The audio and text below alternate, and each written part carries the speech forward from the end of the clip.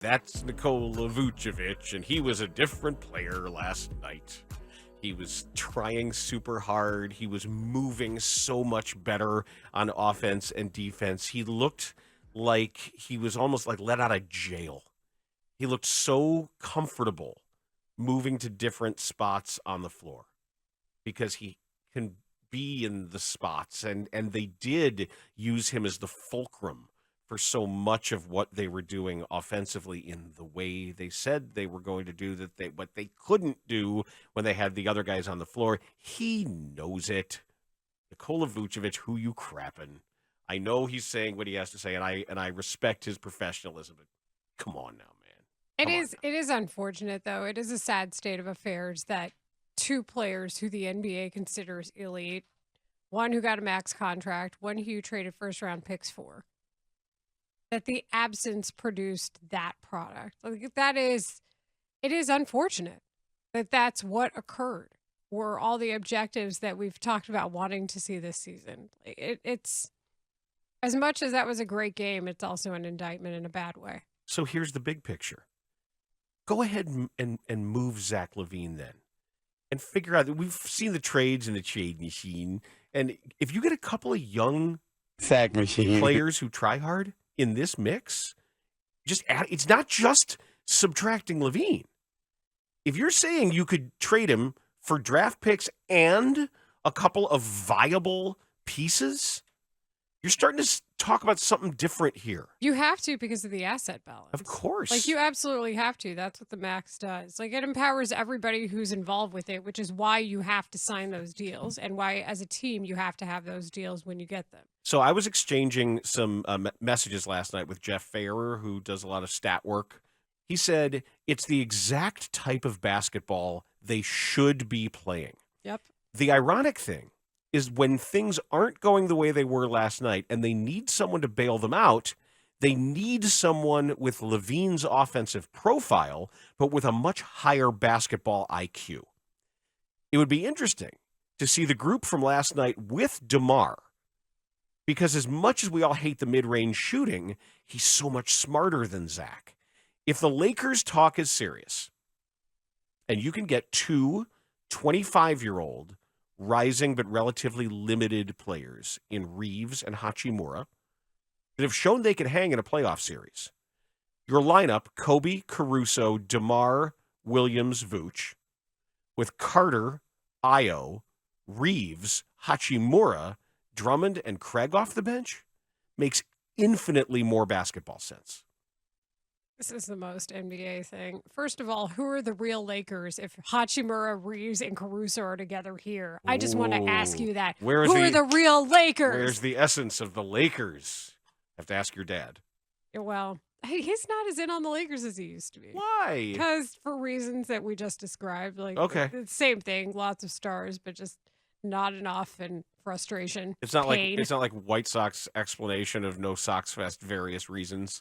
No, my dad would not be going to a Sox Fest type of deal for the Lakers. Okay. No, that would not happen. Reasons. Why no Sox Fest? Oh, various reasons. Yeah, he's decided to be a 49ers fan recently, and that's also pained me. Yeah, they're good, though. Yeah, but it's just 49ers. Interesting. Let's not detract. Because now you got the Cowboy thing versus the 49ers thing. Yeah, all the children are upset. Okay. Yeah, it makes it tough. Yeah, exactly. But this is what we're talking about.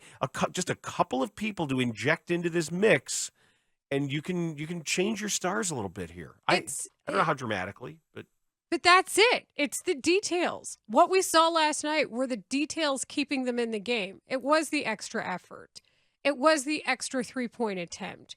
It was the extra play like Io diving volleyball style to deflect to Alex Caruso, who used his basketball IQ, by the way, to not only know that they were switching, but then know that he had to mentally prepare himself to make that three to tie the game. It was the extra just trying in the lane after Giannis blocks you. It's trying to see if that ball was still yours. Those were the things that mattered last night. It's so cheesy, and I hate that we're saying this, but when the details show themselves and when the numbers show themselves with 32 assists, how do you argue against it? And we talk about basketball being about fits, Dan.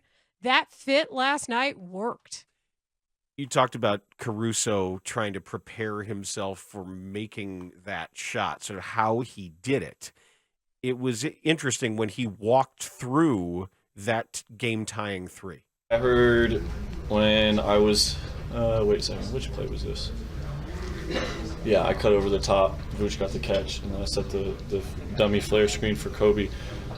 They said they were going to switch 1 through 5. I heard him tell him that. So I kind of knew with the play that Coach drew up, either they were going to both come with me towards Vooch, or they're both going to go away, and I tried to time it right so they messed up the switch. Got a little bit of space, got a handoff from Vooch. Brooks stepped up, and I just tried to make sure I just kind of tested downhill just to get a little bit of space, and I did, and shot it, rose up, made it. Now that's cool. That's cool. The guy's so aware of everything, and so much matters. The little cues that he gets when you watch him get back on defense, and listen to him too, because he's got what the opponent's running. Mm-hmm. He's calling it out. Yeah, he's got it. He's pointing. You heard more communication last night, didn't you? Yes. Yeah. It was noticeable. Yeah. They were talking to each other. Yep. You know how it helps when someone tells you where the screen is? And you know how we talked about defensively, you don't really know what they're doing sometimes on the floor, on the court? You could tell exactly what they were doing defensively last night. They knew. They knew who was on whom. And also, when you see how rather than allowing themselves to be screened and anticipating the screen and like, well, I'll just get screened and we'll switch it, they hedged, they helped, they went under, they went over. It's all anybody's been asking. It was just night and day. Details. It was the flipping of a switch. And there's a lot of things going on here. The factors of players getting opportunity that they wouldn't have otherwise gotten with something to prove.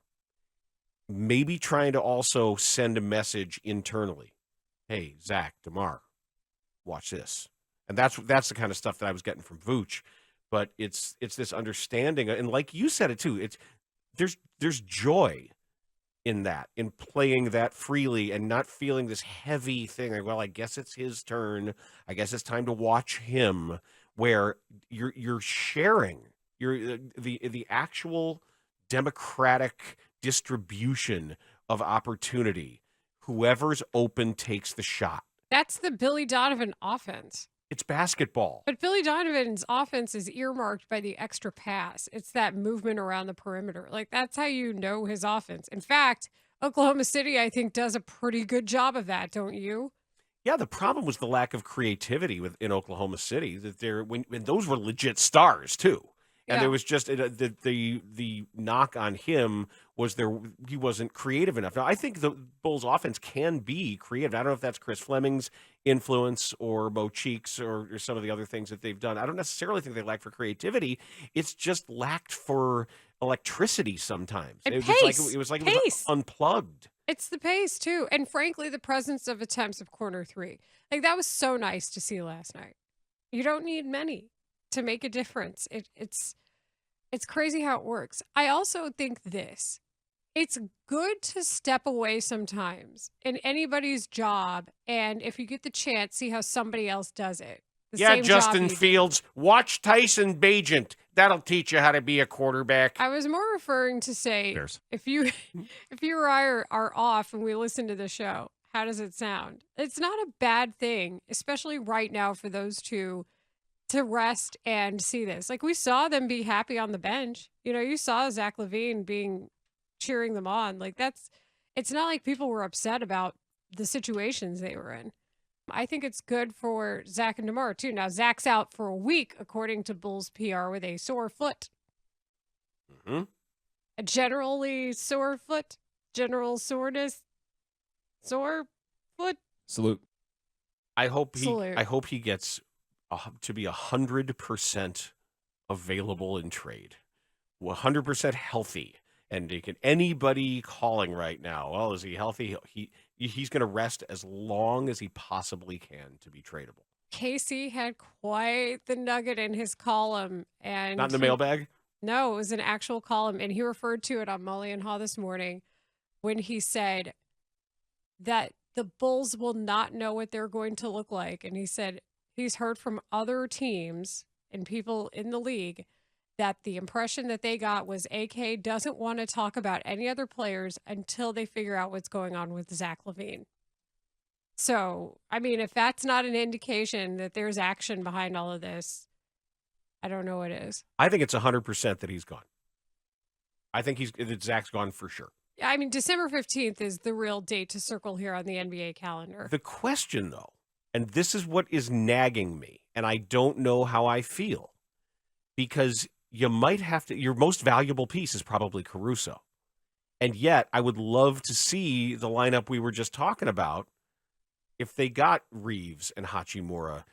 The essence of the Lakers. But to keep... I would just wear a Lakers jersey to the game at that point and be like, let's go. Keep Caruso as part of it, though. Like, even though you could probably get a couple of draft picks, it's not going to be before 2029.